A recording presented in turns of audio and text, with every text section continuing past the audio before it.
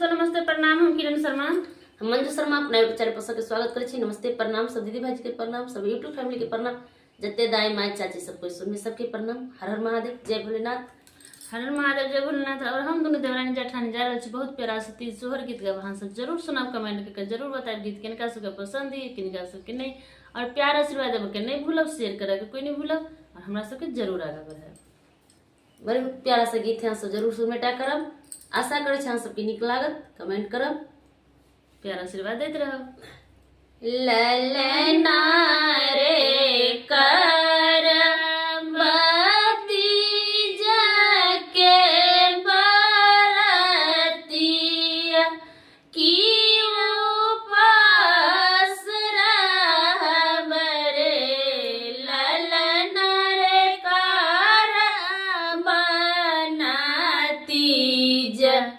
के बारतिया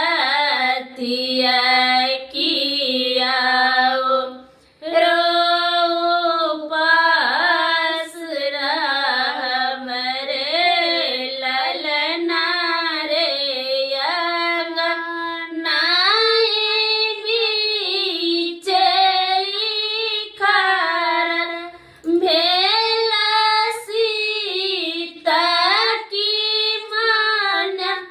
माना मुसकाई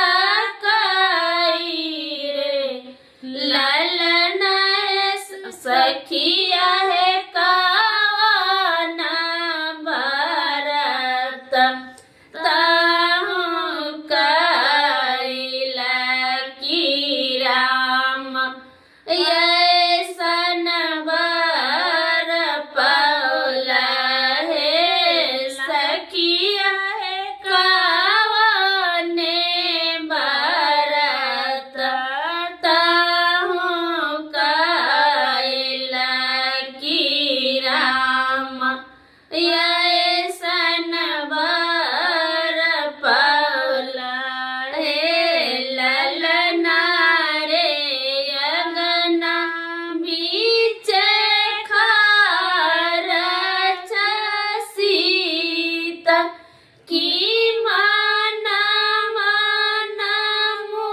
मुसकाई रे ललना रे सखिया पूछाई दिल बात की काओ ने बारात सीता कैला की राम ऐसन बर पौला है सखिया है कावने भरत ताहु कैला की राम ऐसन बर पौला है सखिया है सब विधि बताया